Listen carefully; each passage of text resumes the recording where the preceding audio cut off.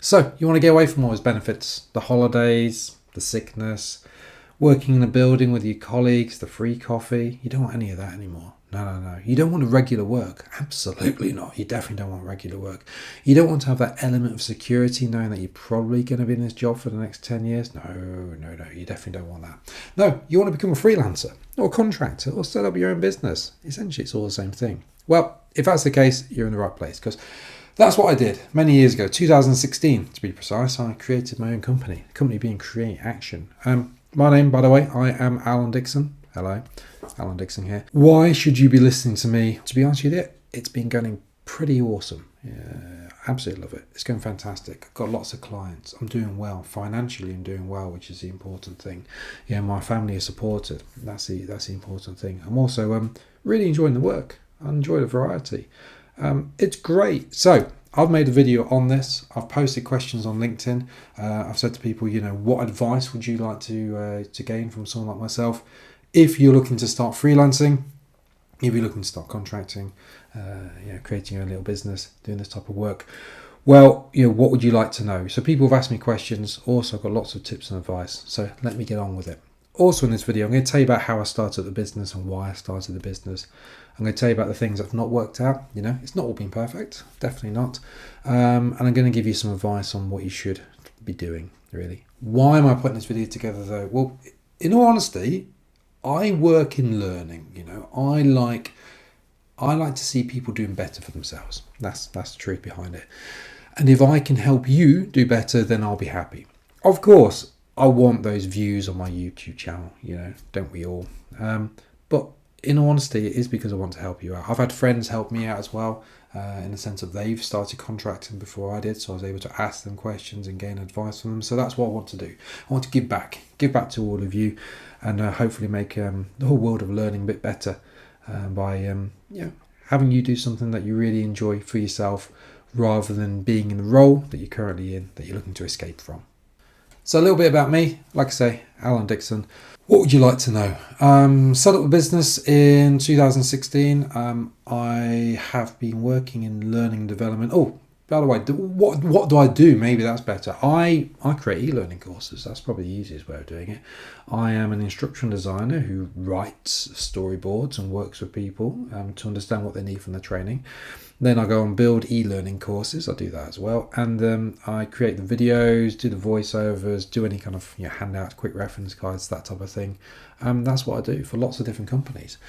I've been doing this line of work permanently since 2005, which is a long time ago, in all honesty. So I've been doing this work for a long time. And after doing it for many years, I thought to myself, you know what? I wouldn't mind doing this for myself.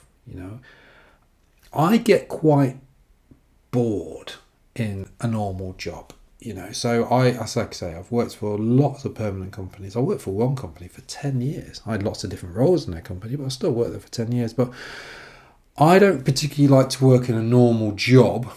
I like to work for a project. I love starting a project, progressing, developing it, seeing it, launch and succeed, and then moving on. I don't like business as usual. I don't like one-to-ones, my yearly appraisals. I don't like all of that type of thing. I like to do the work and get on with the project, which is where contracting or freelancing is absolutely perfect for me.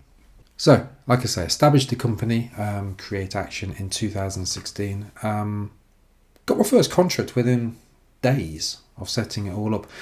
I was in a quite a fortunate position in a weird way. I was fortunate because the company I was working at was awful.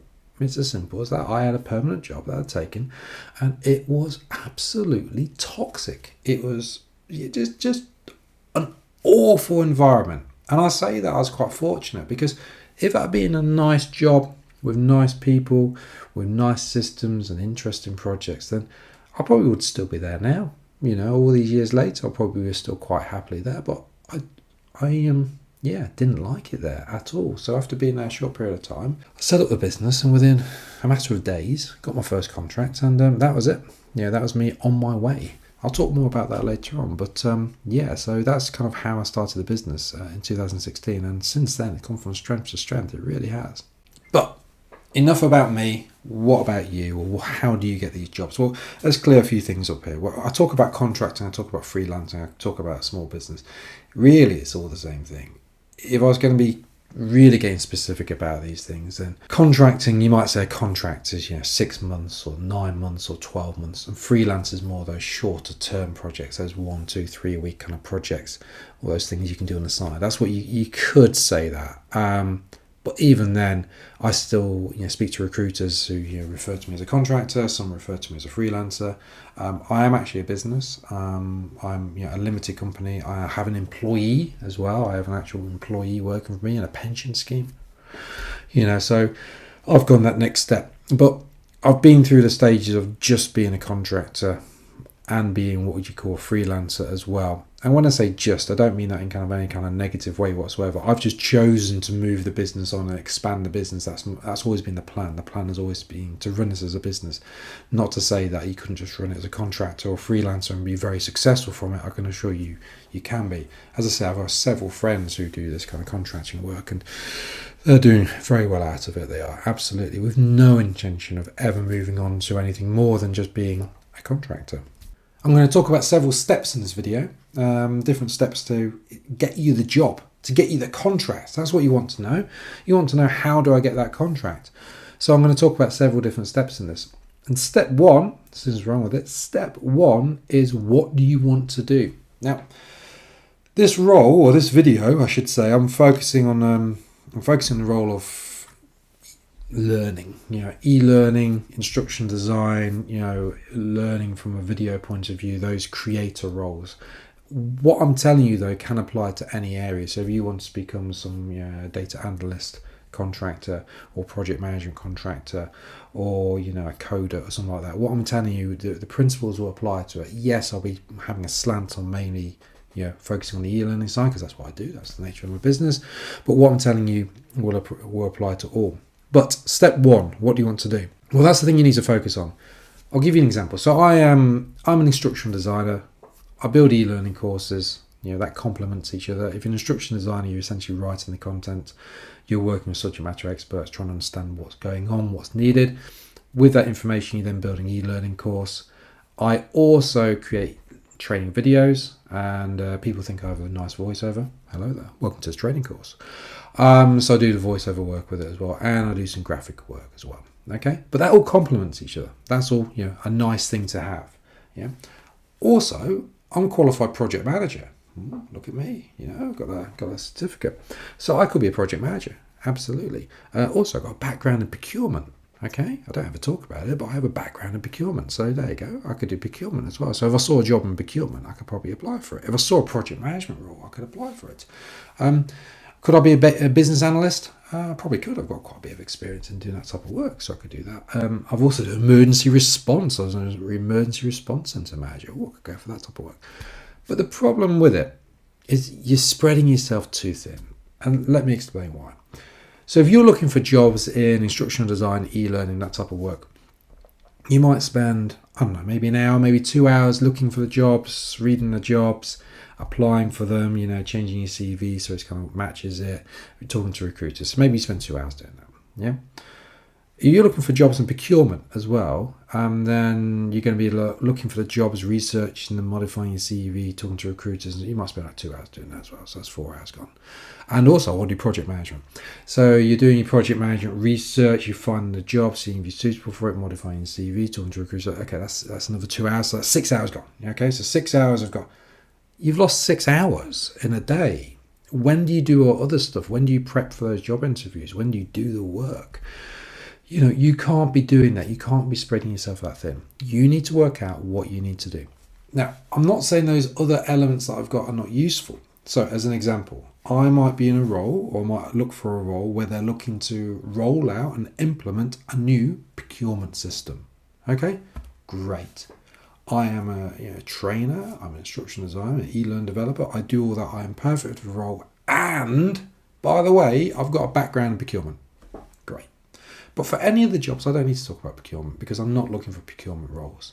Same with project management. Maybe I land myself a job and writing some training courses for them. And whilst, a few weeks into a role, they say, "Oh, Alan, don't suppose you know any project managers, do you? Because we're going to be rolling out a new learning management system." I go, "Well, actually, I am project management qualified and it's something I like to do. Could I have a conversation with you about project management?" So you could do that if you wanted to. But I don't. I focus on what I want to do. And what I want to do is e-learning, instructional design, and creating videos and those quick reference guides and handouts. That's what I want to do. That is all I do. So if someone is saying to me, "Alan, could you project manage this as well?" I say, no, it's not the area of work that I want to do. The area of work I want to do is this. So I've had a question on LinkedIn where someone was asking, how do I focus? Because I can do lots of things. Well, there's your answer. You've got to you've got to work out what you want to do. You've got to focus on what you want to do. Yeah, figure it out. It's I say as easy as that, but it is as easy as that. What do if you're going to go in a line of contracting, what do you want to do? In the same way, contracting, it's the same as running a business. If you were to have a market stall, on that market stall, you could sell anything, but what do you want to sell? Do you want to sell socks? Do you want to sell fruit and veg? Do you want to sell DVD players? I don't know. You need to work out what you want to sell. Focus on that thing. You don't go to a market stall for fruit and veg and this and this and this.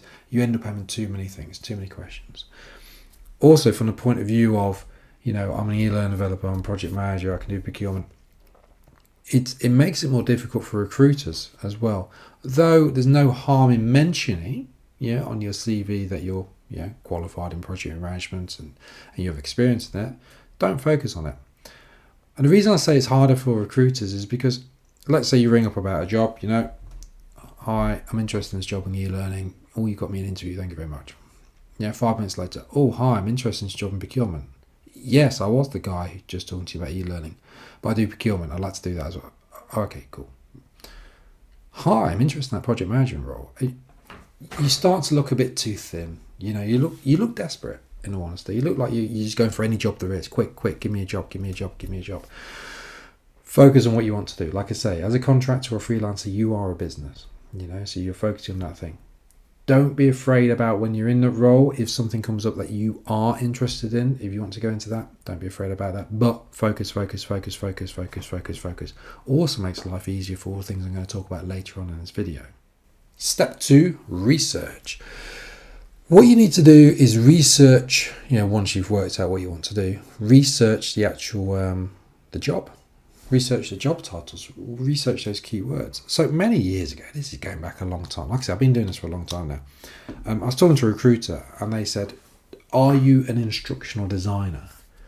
And my response was, "What's one of those?" The reason being is that I was a learning and development officer. Okay, I was a learning development practitioner. Then I was a learning development officer. I wasn't an instructional designer. So I asked the recruiter, "What is an instructional designer?" And they gave me a brief idea, and I was there on Google saying, "Oh," then I was like, "Oh yeah, I am one of those." I hadn't realised, because my job title was Learning Development Officer, and I've been at the company for a long time. I didn't realise that there was other job titles kind of out there. I thought I might have been a trainer, but I didn't know I was an instructional designer. So you've got to research and look for those different job titles. And you've got to look for those different job titles because you might miss out on a job because you're not aware of the job title. So my area of work, I'll be an instructional designer, I'll be an e-learning developer, I might be a training consultant, trainer, learning development officer. Look for those different job titles in your research and just become aware of what those job titles are. Also, don't be surprised if new job titles appear.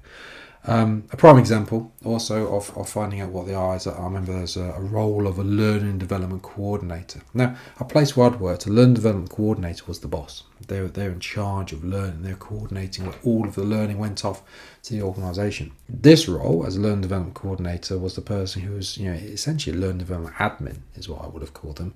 Their role as a coordinator was to book the training rooms and to put a trainer on the training. So it's different roles. So understand what the job titles are, understand those key bits. Also, in terms of research, you need to look for those words. What are the words that keep coming up there? So in the nature of work that I do with e-learn development, SCORM, that's a word that always comes up. XAPI, that comes up a bit. Adobe, in terms of Adobe Creative Cloud. That comes up a lot as well. Or Adobe Creative Suite sometimes comes up. It's the same thing. Articulate Storyline, Storyline 360, Articulate 360, Rise, Captivate. These are all keywords that come up in the line of work that I do. LMS, there you go, Learning Management System, that's another one. SME, Subject Matter Expert. These keywords you've got to be aware of. And the reason you've got to be aware of these keywords, now assume that they apply to you, you need to make sure these keywords are in your CV, or resume, as you may call it. Reason being is that recruiters use these job sites and use LinkedIn and everything, and they look for keywords. And the keywords, like so for me, the keywords they might look for with me might be e-learning, SCORM, Camtasia, Workday, that's what the systems are roll out, D365, which is another system roll out, and they might say Chichester, which is the city I live nearby, and I'll go, list of people come up and they go, oh, this Alan Dixon seems to have SCORM, Camtasia, Workday and Chichester as title, let's give him a ring. Yeah.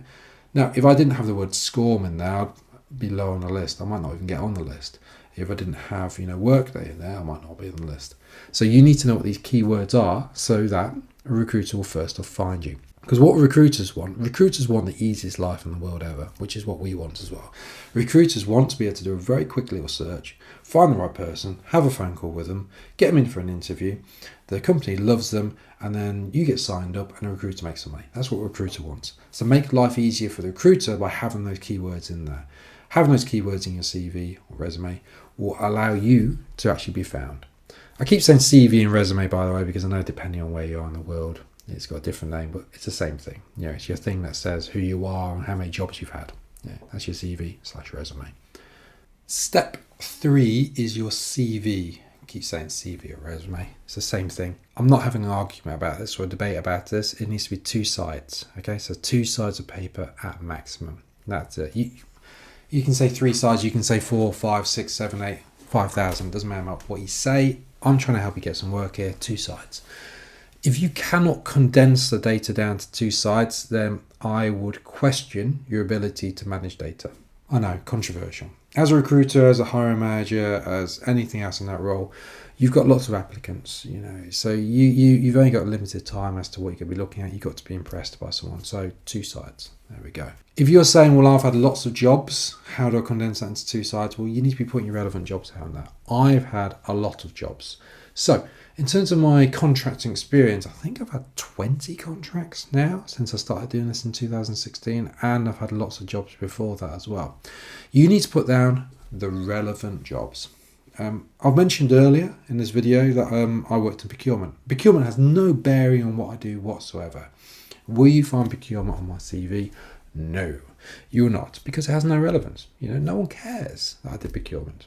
Okay, so drop that as well. Also, no one cares, and no one has ever cared that I worked at McDonald's back in the 1990s. Again, shock, horror.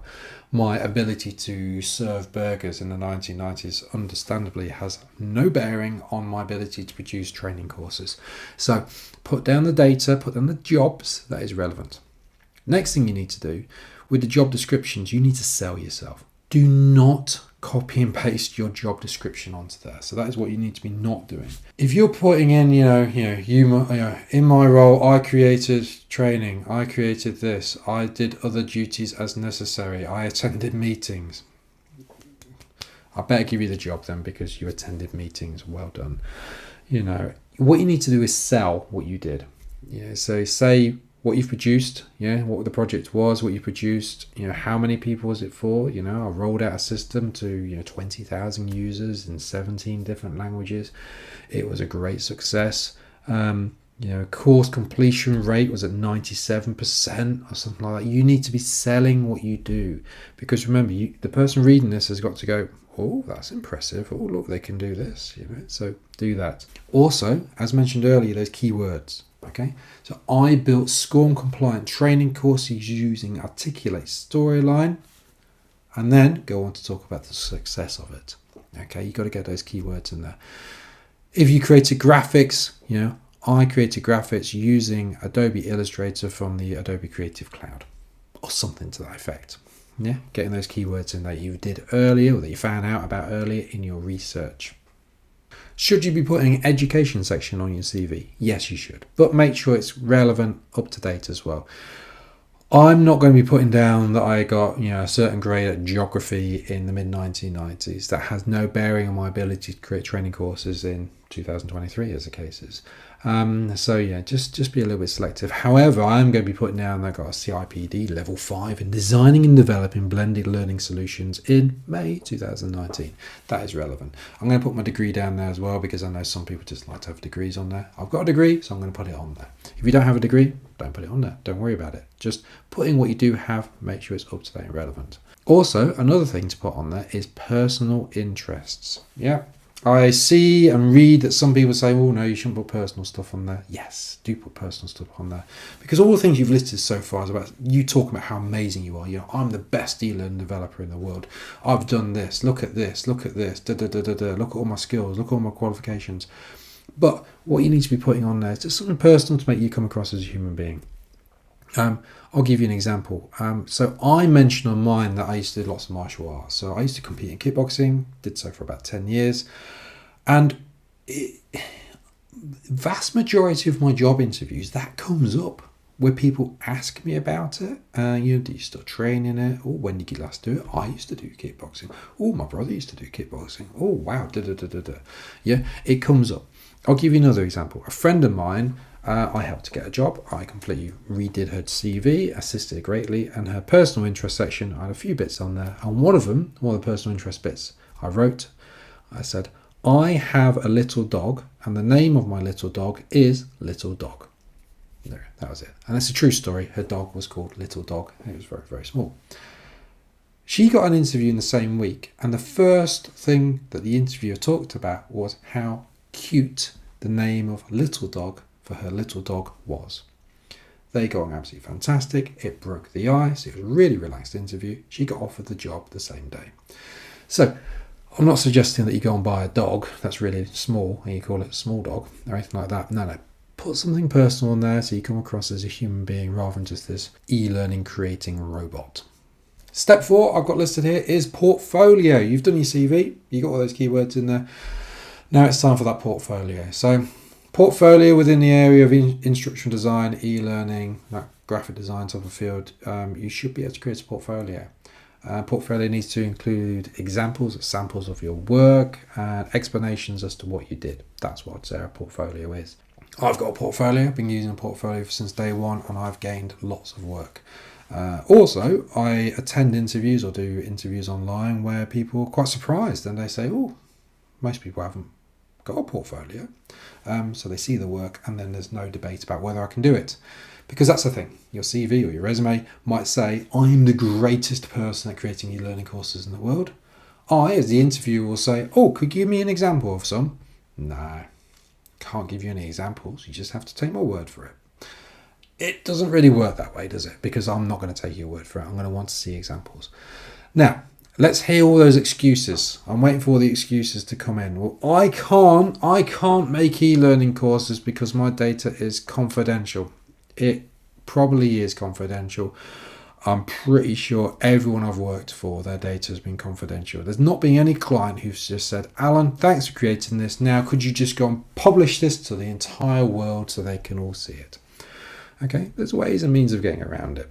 Okay, so if you can't just simply export the training course that you've done and send it home, as the case is, which I understand, you'll need to recreate it. Okay, but I don't have enough time to recreate it, Well, you're going to have to make time. It's as easy as that. You're going to have to make time. If you want to become a contractor or freelancer, you're going to do long days. That's something I didn't say earlier on. You're going to do long days. It's a shock to you. You're not going to be doing 7-hour days. Well, you might be, but you won't be doing much work. I will regularly do 10 to 12-hour days. That's quite normal. I'd say 10 hours a day is my norm in the week. You need to put those hours in. So if you're not willing to put those hours in at the beginning and build a portfolio, then that's kind of saying that you might fail in this area of contracting or freelancing. You need to be doing it. So you can't send the work home. Okay, so what you could do is recreate that work. But I don't have any licenses for software. Okay, well, there's free trials. Okay, so let's think. I think Articulate Storyline's a 30-day free trial. Captivate's got a free trial. Evolve, which is another authoring tool, that's got a 21-day free trial. Yeah, but I can't recreate the graphics. Well, you can use Canva. You could use, the free elements of Adobe Express. I think it's called Adobe Spark. I think it's Adobe Express these days. You can use those. Okay, you can recreate those tools. There's so many tools on the internet as well, which are free. Well, I don't have Camtasia yet. Well, you have to use another thing. Whatever it's called, snipping tool on your computer. These days, there's screen recording functionality. You can recreate it. Also, this is really key. You're not recreating the entire course. You're creating the best bits. I don't really want to see the aim and the objectives of the course. I don't want to see the index at the end, the references. I don't want to see the exit button. I want to see the bit that's the best bit. I created an e-learning course which was actually an amalgamation of about 5 or 6 different courses. I think there's some fire safety in there, some Excel training in there. And I just merged them all together, had a nice blend, so it's quite obvious that you're moving into a different course. I had at the beginning, this is a sample course, and I just built the best bits. I built fire safety training for a specific company. I recreated that training for a different location, for a made-up place, for a made-up part of the country. I got a map, from that part of the country. I replicated what I did for somewhere else. I put new words in it. And one of the key things on a portfolio is that you can make it better. So your client that you've been building these things for, your employer, might have said, no, you must do it this way. And you've been saying, no, there's a better way, there's a better way, there's a better way. And they said, no, we're not doing it your way, we're going to do it my way, it's my way this way. Well, you can do it the better way.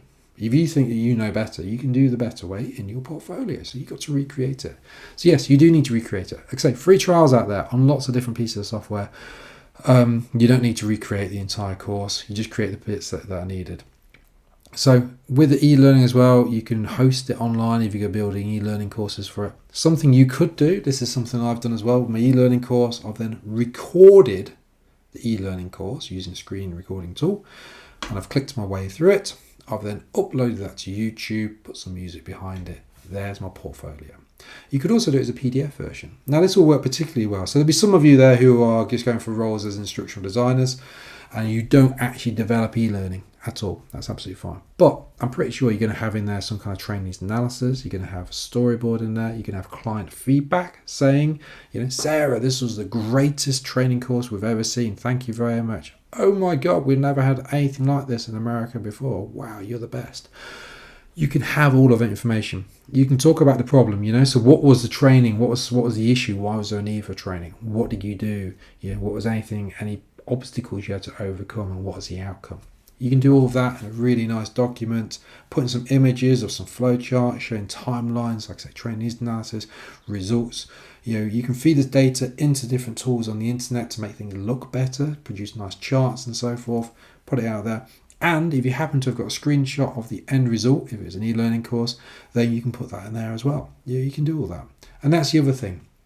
If you're working for an employer and you can't get the data out of that company, there's still a chance that you might be able to just do a screenshot of a nice screen and then send that home as well. Now, I'm not saying that you should do that. Disclaimer, but you can do that type of thing. We all know you can do that type of thing. So just so you can include it in your portfolio. Blur out any confidential information. So, anyone who says, I can't do it, I can't do it, I can't do it, you can do it. Okay, so I've had some very confidential projects before, but I've still been able to get something from those to add to my portfolio.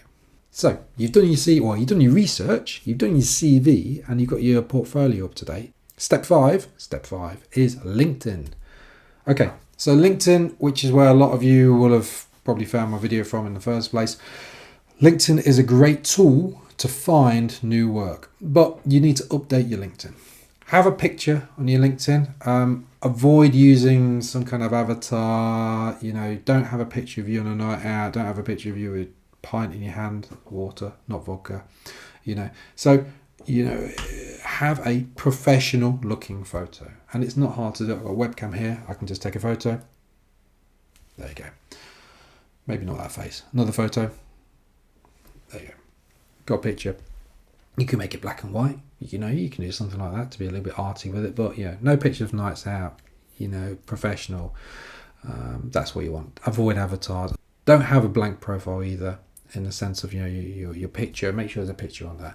Reason being that a lot of these conversations are going to take place on LinkedIn, just through your messages or through a telephone call, and it's really nice to know who the person is I'm speaking to. Okay, so I recommend doing that.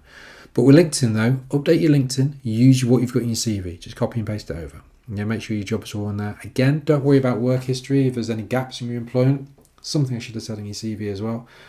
With your CV, I did say, just put down what's relevant. Don't worry about gaps. Same with LinkedIn. Don't worry about gaps, okay? If you are really, really, really, really concerned about a gap and it's keeping you awake at night, then put it in there and just keep it simple, So in 2000 and whatever year it was, I worked in procurement. Don't need any more than that. I don't want people to look at that. I don't want people to focus on that. I want people to focus on all of that learning and development, all of that training, all of that e-learning experience, not this little bit. So, but personally, don't care about gaps whatsoever. Why did you have a gap? Because I did. Make sure those keywords in there again though. Make sure the words are in there. SCORM, Learning Management System, Adobe, whatever those words are. You make sure they're in there because recruiters use LinkedIn a lot. I get a lot of my work from LinkedIn.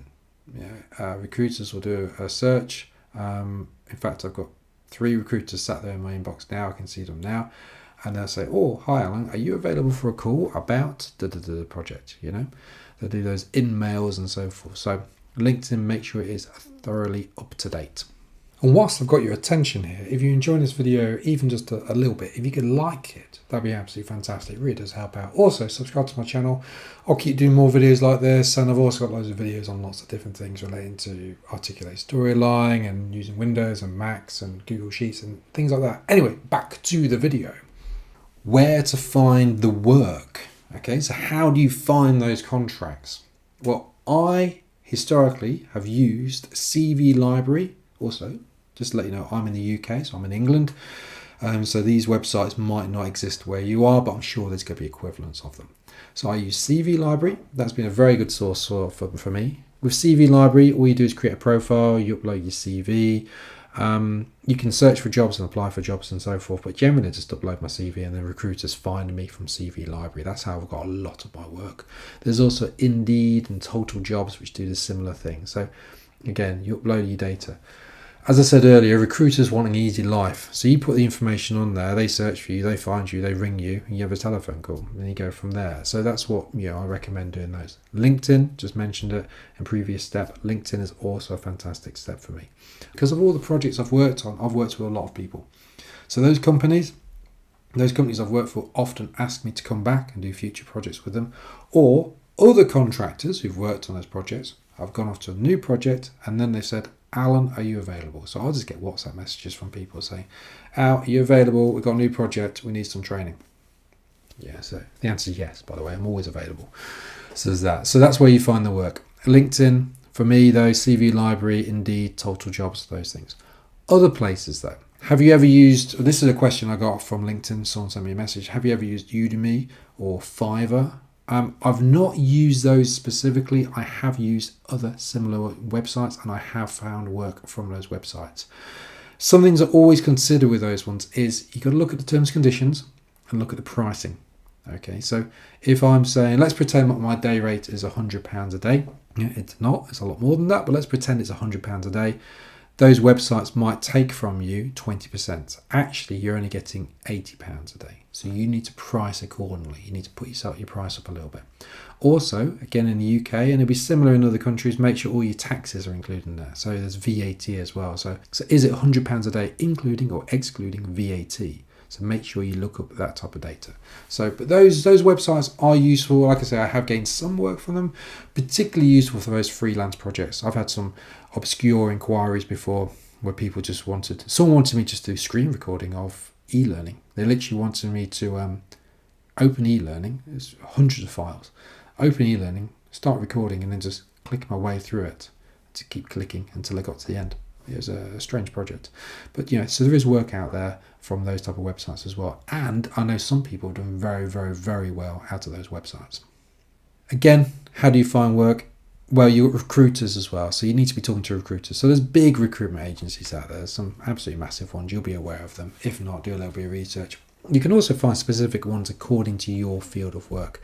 There's some big name ones which will cover everything, but they'll normally have a division in there dedicated to learning development, whatever it is you want to do. And then within those divisions, you might have divisions in education, you might have division in healthcare, your medical, the car industry. So there'll be people to talk to. So you need to get yourself signed up with recruiters.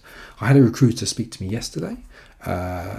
She said, "How many are you talking to other recruiters at the moment?" Yes. How many? And I said, approximately 8 billion. Truthfully, lots. I don't have a recruiter. There'll be just, every day there'll be a new recruiter approach me. So I will be talking to hundreds and hundreds and hundreds of recruiters over the years. And also recruiters leave and go to different companies and get different jobs and so forth. But have lots of recruiters on the books. Also, the more recruiters you get, the more you'll realise which ones you work well with and which ones you don't. Or which ones help you in getting the jobs, or which ones don't read your CV properly. So it is important that you get lots of recruiters and you get experience. And you talk to them, you explain what you want to do, what you're trying to do. You ask them what's the market like, what are the likelihoods of me getting my job? Is my portfolio any good? Any changes I can make to my CV? So do listen to them, do take their advice, because these are the people that are going to be then putting you through to the company who's going to be offering you the job. So talk to recruiters, be friendly to recruiters, and do listen to their advice. Lastly on this topic, LinkedIn jobs. I've never got a job through LinkedIn jobs. There you go. Often with LinkedIn jobs, I find that they don't mention what the money is as well. So anyway, LinkedIn jobs is available. Lots of jobs on there. Never got a job through it. Often can't find the money. So I don't even bother applying. Step 7 is, how do you apply? Applying is quite easy. You've spoken to a recruiter. The recruiter said, send me your CV. You send your CV. There you go. That's how you apply for it. Make sure your LinkedIn's up to date. Send that CV through. You've applied. Follow up with the recruiter as well if you've not heard anything for a little bit of time. Also, when you're talking to a recruiter, just ask the question of, when are you looking to recruit for? Do you know when interviews will be? That type of information you need to follow up. Once you've applied, you don't just apply for one job. You apply. Thank you very much. You talk to other recruiters, you keep applying, you keep applying, you keep applying. Because you know what it's like working on these projects. Projects get delayed. So this project's due to start September. Suddenly it's going to be happening in October. Actually, it's going to be in November. You know what? We can't do it in December because it's too busy. Let's do it in January. That's how these things happen. So keep applying, but make sure, get the CV over to them. Also, eCV, do it in a PDF format.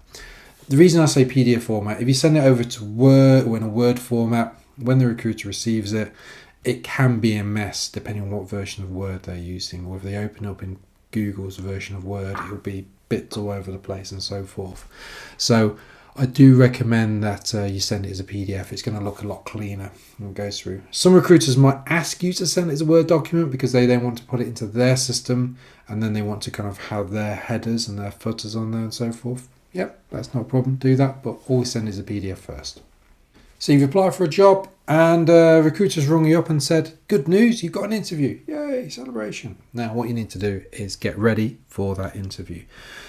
Need to do your prep. Make sure you get information that you need. So quickly, do a bit of research into the company, so who is the company, what do they do, how many employees. Try and look on their kind of blogs or look on their social media to see any projects that are on the go at the moment. Because if they're talking about projects on Twitter, you might be coming into that project. That's what it might be. So just be aware of it. Just show that interest.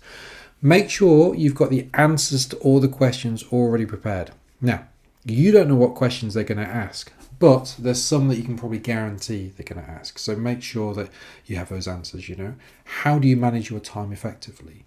Do you have experience of working multiple projects? How have you dealt with challenging customers before? Have you used this software? What type of system do you use for storyboarding? Have you ever used this? So have those answers already prepared so that in the interview, whether the interview is online or whether the interview is actually in an office, it makes life a lot easier for you. You can kind of relax a bit, because when they say, how do you effectively manage your time, you've got the answer. You can just reel off the perfect answer every single time. And that means when they ask you the questions that you don't know the answers to, or you've not been prepared for, you've not used all that energy and stress on those easier ones. Okay, so do your research. After your interview as well, as soon as you've had an interview, what you need to do is make a note of the questions that you're asked. Yeah, so that you can then prepare answers to those for any future interviews you have with different companies. So always do that. Remember, by failing to prepare, you're preparing to fail. Cliche, but true. Very true. Another thing for interviews is have your portfolio ready. If you're doing online screen sharing, have your portfolio there. Be able to show your work. If you're going to go physically to interview, take your laptop with you, show your portfolio. Oh, look, this is my portfolio. Or print it out. Take your portfolio, you've done your work, be proud of your work, show your portfolio. Step 9 is what next? So you've had the interview, yeah, you've come back, you've relaxed, you've had a cup of tea, you've had a coffee, you've calmed down. What do you do now? Do you wait? Do you wait 2-3 weeks for them to get back to you and just sit there doing nothing? No. You apply for more jobs. It's as easy as that. You just keep applying, keep applying, keep applying. This is the nature of contracting and freelancing. You're always looking for work. And depending on how you want to do it, so I have multiple clients on the go at the same time. I've either always had multiple clients or I've always tried to have multiple clients on the go at the same time. I'm forever applying for more work. These contract work or contract gigs might last for 3 months. You know, they might disappear quickly as well. This is the nature of contracting. You might only have a week's notice or a day's notice, you know. So you've got to be prepared to have things on the back burner. You know, you need to know what your next project is. Also, if the project's for 3 months and then they say, oh, we might make you an offer and extension, well, that might isn't necessarily that good for you. Yeah, in fact, I think all of my projects have been extended, but they might not have been extended. Okay, so always have something lined up for the next phase as well. So come back from your interview, have that cup of tea, relax for about 5 minutes, and then straight on. Next job, next job, next job. Always applying, always looking. Even when you're in contracts, keep looking for work. So that is the steps. That is the 9 steps. But I've got more information to come, so please do stay tuned. But let's just go through those steps again. So the steps that I talked about were: step 1, focus on what you want to do. So do you want to be an e-learning developer? Do you want to be a project manager? What do you want to do? Step 2 is do your research. Look for the job titles. You know, is it learning development officer? Is it learning development practitioner? Is it trainer? Is it e-learning developer? Is it instructional designer? What is it? Is it a digital learning expert? That's the other one. Digital learning is quite a common one that keeps coming up. CV or resume, step 3. So make sure you fix your CV and resume. Keep it clean. Something I should have mentioned is feel free to use templates. I saw some advice on LinkedIn recently saying don't use templates. That, to me, makes no sense. A template will speed up so much time. It also gives you so much inspiration. It's a lot easier to modify someone else's template than it is to create something from new. Okay, so do take the templates, change the colour schemes on it, move things around accordingly, but use the templates, you know, make your life easier. So step 3 is your CV or resume. Step 4, portfolio. Yeah, like I say, all the excuses in the world as to why you can't create a portfolio, that's fine by me. Keep not creating those portfolios. I'll keep taking the jobs. Step 5 is LinkedIn. Make sure your LinkedIn is fully up to date. Now, something I should have said about LinkedIn is think about what you're commenting as well. So commenting can be a great way of gaining exposure so people could see you. But the other thing with it is if you're writing very negative, grumpy comments, you know, oh, I hate my job, don't like this system's terrible, da-da-da-da, it can reflect on you. I'm always going to be looking at what comments people are making if I'm actually looking to apply for a job or if someone wants to come and work for me. Step 6 is where to find the work. So I mentioned it earlier. So within the UK, certainly I'm using CV Library, Indeed, Total Jobs. That's where I just upload things. LinkedIn has been my most successful place. And then because of the experience I've got and the people I've worked with, I now have a lot of jobs just from word of mouth. Just people send me a WhatsApp message. How are you available? So I have that. But it's taken me many years to get to this stage. Step 7 is applying. So how do you apply for a job? Well, you send off your CV, you know, once the recruiters asked for it. Step 8, interviews. Fail to prepare, prepare to fail. Do your research, get those answers already in your mind. Also with the interviews, make sure you got your portfolio. Step 9, what next? Well, what next is to keep applying. Just keep going, more and more jobs. Keep going, keep going, keep going, keep going. You know, it never stops. So yeah, just keep looking for work. That's what you need to do. Those are the steps. Now, coming up next, though, I'm going to talk about the questions that have come through. I've covered some of the questions already in this in this talk, but I'm going to talk about the questions that have come through on LinkedIn, and people sent me messages, ask me things that I can answer. Well, I'm going to go ahead and do my best to answer those questions. So, first question is, should I quit my job? I don't know. There you go. That's that answered. I don't know. Truthfully, I don't know. I quit my job. There you go. That's what I did. Do I recommend it? I don't know anything about you. I don't know about your circumstances. I don't know your family situation. I don't know what the job market's like at this exact day.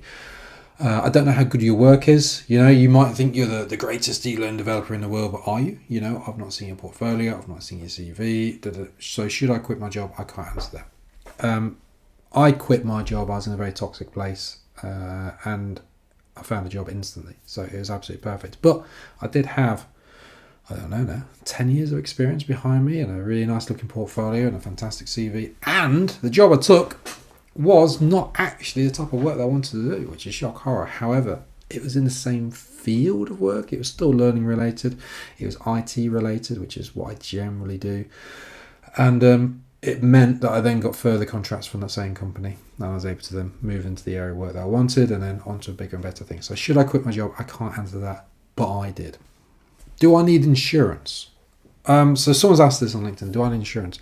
I have insurance. I have to have insurance. So I'm in the UK, so I don't know what it's like in America, Canada, India, and so forth.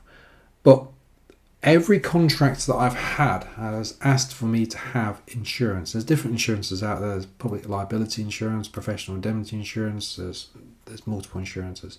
So you need to find out exactly what insurances you need. I got my insurance, again, UK, got it through a company called Simply Business, and I think I'm paying like £400, £300 a year for it. So it's not crazy money. It's not like it's £10,000. And also this insurance covers me up to, I think it's £1 million. I'm a little bit vague on this because I don't really have to look at it. But should I get insurance? I had to have insurance. I have to. There's no debate about it. But you need to think about it as your business. So let's say in America you don't need insurance. But to make sure you're covered in terms of, you know, if someone's going to visit your property where you're doing your work, you have a customer to visit your property and injure themselves, could you be sued? If you have someone working for you, like another freelancer, maybe you get to that stage, you bring someone in and you injure them again in some kind of way, could you be sued? If you give bad advice, so you say, you know, I recommend rolling out this learning management system, or I recommend this is the approach that we take, and the client does not like the advice and they decide to sue you, you're going to be covered if you've got insurance. And depending on the price of insurance, it could be well worthwhile. Like I say, for me, £300-400 a year is nothing. You know, it's absolutely nothing. I'm making that back in less than a day. So it's well and truly worth it. And in the UK, I have to have it. Yeah, every single contract of mine has said that you must have insurance. Now, this is a UK specific one, but I'm sure there's other regulations that relate to this across the world. In the UK, we've got something called inside and outside IR35. Now, very brief history of it. If you're in another country, feel free to skip this bit, but very brief history of it. Essentially, the government wanted to clamp down on a number of contractors who were essentially earning really good money, but they were pretty much an employee, but they weren't paying the same taxes and national insurances and everything as an employee. That's the idea of it. So the government brought in this thing called IR35.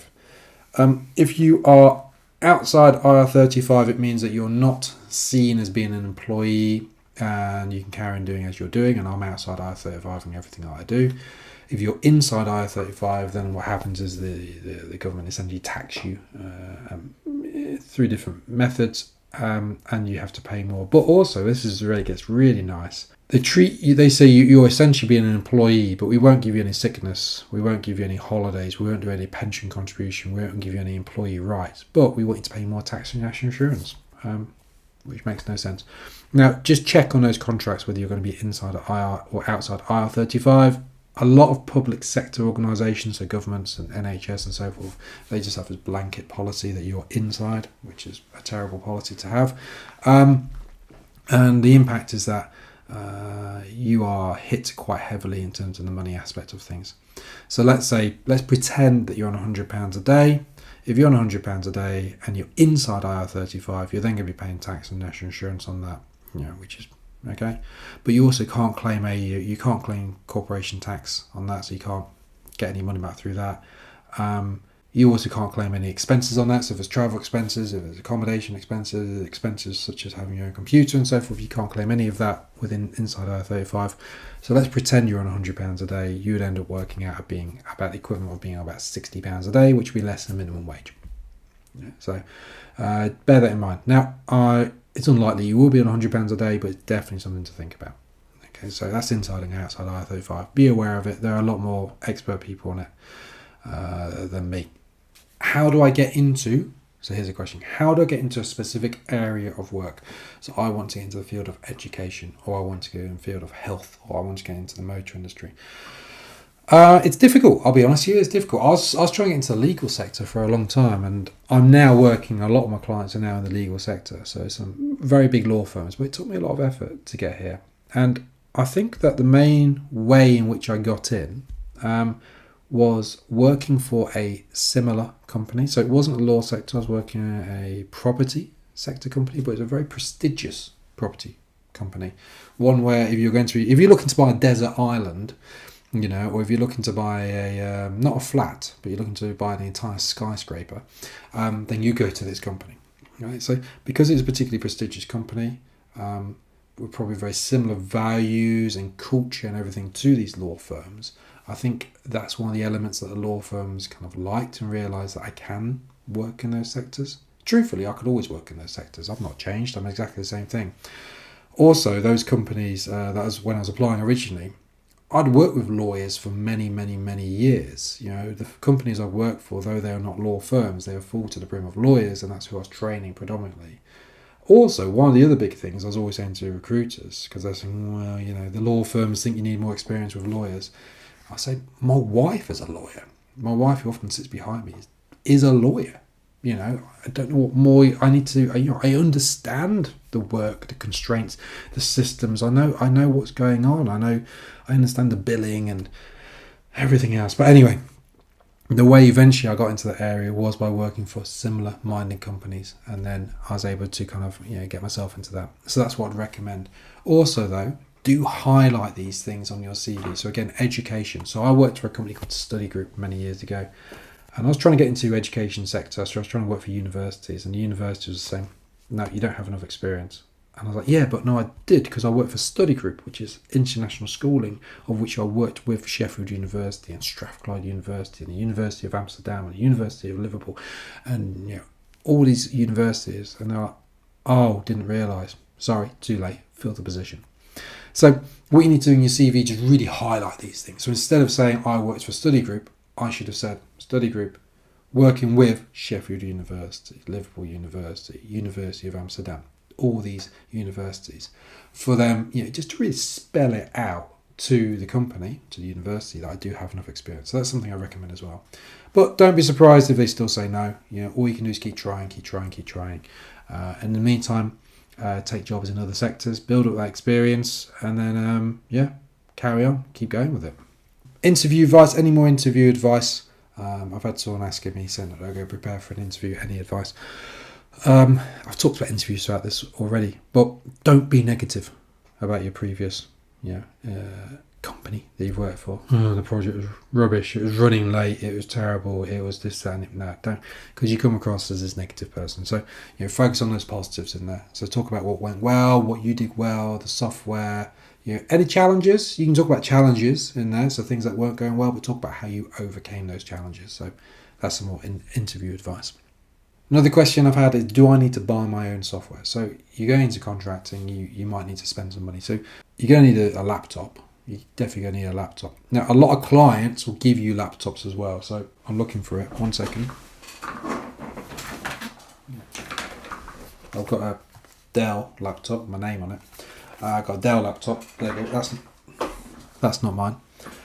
That's a client's of mine. So that's clients will often give you laptops and so forth, but I run everything from my own computer. So I'm currently running from Lenovo Legion computer. Now, following on from that is licenses to software.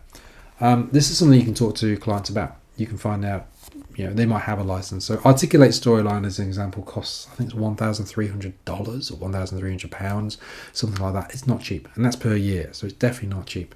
And Articulate Storyline is the most common tool that I use.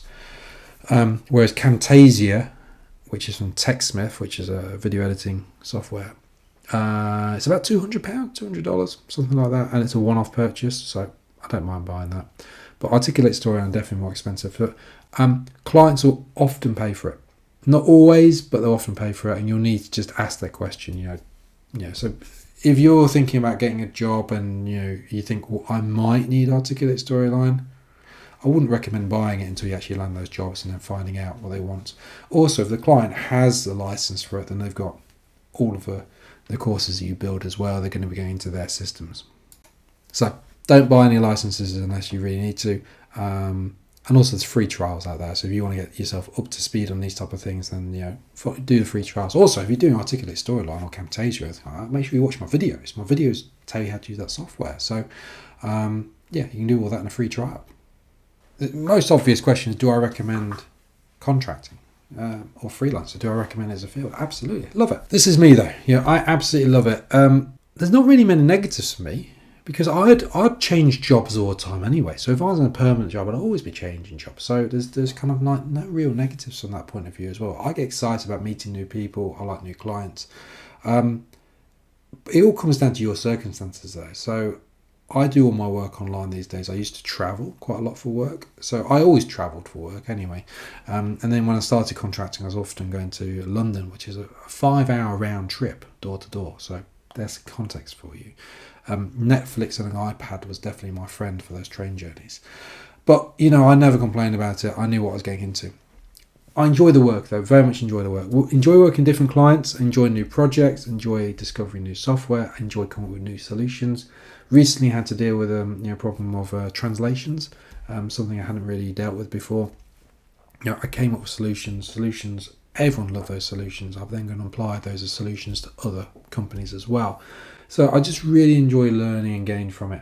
Also, the money aspect. As I've gained experience, my income has gone up quite considerably, massively so, in all honesty. What comes with that is experience of, you've got to have the experience to kind of gain that money. You're not going to be going at the top end straight away. You do need to work your way up. It does take time and effort. And you do need to start asking for more money, which is always difficult. So if you've had a contract and you come into the second stage of a contract, as part of a negotiation, you ask for more money, so which is, difficult. People tend to not like these type of things, but you've got to ask for more. Also, as I've developed this as a business, I've employed someone, which brings different challenges and so forth. Like I say, I've had to look into pension schemes and that type of thing. I've got an accountant that I have to pay for. Got that. I've also got a spare laptop in case this laptop stops working. I need to still carry on working the next day. So I've got literally I'll show you. I've got this very nice laptop here, Lenovo Legion X1 Carbon. It's lovely. It's a spare laptop. I don't use it, but if the one I'm using today does not turn on, I don't earn any money, so I need to have something spare. Is that something that you need to do? It's up to you. I'm risk adverse from that aspect of it. I'd rather spend, I'd rather lose £2,000 in buying a laptop and being able to work the next day than have my laptop out of action for 30 days, not fulfill client orders and so forth. But that's how you run a business. It's up to you, those type of things.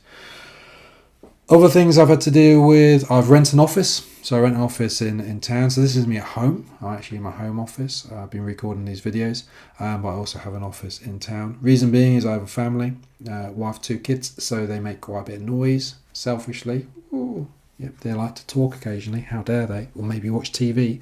So I've got an office in town as well. So these are all additional costs. But there's working spaces, there's co-working spaces and so forth. So you can use those type of things. But lots of things to consider with all of this. Do I recommend contracting though? 1000%. Absolutely love it. And the mixture of the traditional contracting of a 6-month contract and then these, one-off 2-week, 1-week, freelance type of projects on top of that, it really is good. Long hours, long days, but I always feel that when I move on to that freelance piece of work, it doesn't feel like I've just worked for 10 hours or 9 hours or something. It feels like it's the start of a fresh day for me. So, I'm happy to do those 12, 13, 14 hour days on those occasions. And it's I reap the rewards as well. So not only financially but mentally, I just feel in a happier place that I'm not going through that grind. Also, I don't need to worry about redundancies anymore, because I don't need to worry about corporate restructure or anything like that. I'm always looking for work. I'm always looking for new opportunities. So those type of things, no concerns for me anymore. So, got a question, and the question is, how do I price my project? Well, as a contractor, you're going to be doing two things. You're either going to be pricing as a day rate, in which you'll be saying, I'm willing to work for X amount per day, so let's say £300 a day, or you'll be pricing as a project as a whole, in which you'll be saying that the deadline is to get the work done by this particular date, and for me to get it all done in that time scale, it's going to cost you X amount of money. So, how do you price for that? The way I look at it is this. It's what price am I happy to work for, in which I think it's value for money. So there's a couple of ways of looking at this. Okay, so you've got the way of looking at this of you could price really high because people perceive a high price as being high quality. So a car that costs a lot of money must be good because it's expensive. Or you could be looking at a price that's really, really low because it's a bargain. People want good value for money. They say, well, I only paid this much money and look how good it is. So you could be looking at that. But reality is, you don't know what your competitors are charging. You don't know how high they're going or how low they're going. And in all honesty, you'll be spending every single waking moment trying to work this one out. You can do your research, which you should do. You should do your research and try and find out the pricing of these things, but it's not easy to find those answers. I always go on the thought of, what am I happy to be paid? For this project, I'm happy to receive £20,000. £20,000, I'm happy with that. I'm not going to be annoyed working on it, thinking, oh, I wish I'd charged them £30,000 or £40,000. I'm not going to be, crazy happy of like, oh my God, I'm going to get paid £1 million for this project. No, I go with the price that I'm happy with. And the other thing to think about is, if someone else was to come in with an offer to you and say, are you available? We're going to be offering you another job. Are you going to be disgruntled that you're only being paid £20,000 for this job? So that's the way to think about it. What are the odds of someone coming in and making an offer to you for a piece of work for £25,000 or £30,000? So at the end of the day, the pricing structure for me is, what am I happy to work with? If a company rejects that and says that your day rate is too high, okay, fine. If they say, well, the price for the project is too high, that's fine. It's not a problem. I'm not willing to work lower because I'll be unhappy to be working lower. I'll feel that if I was working lower, I could be gaining more business elsewhere for more money, or that I'm being undervalued. So if I was to go in on a project and say that my day rate is £500 a day, and someone say, well, we're only looking to pay £300 a day, okay, you've got two choices really. I can either offer you different services which are valued at £300 a day, or you can go to another contractor and ask them to do it for £300 a day. That's absolutely fine. The other thing to think about, if someone has approached you, they want you. Okay, so do bear that in mind. They do want you. So have a conversation with them about pricing, but always decide beforehand what are you happy to receive for the work that you're doing. Additionally, as you gain more experience, your price can go up as well.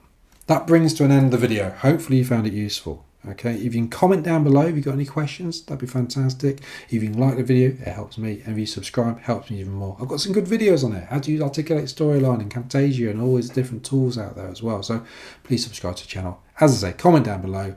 And best of luck finding those contract jobs. And hopefully this has made you want to become a contractor, or made you realise that maybe you want to just stick with your permanent work and carry on down that field. Best of luck with whatever you choose to do.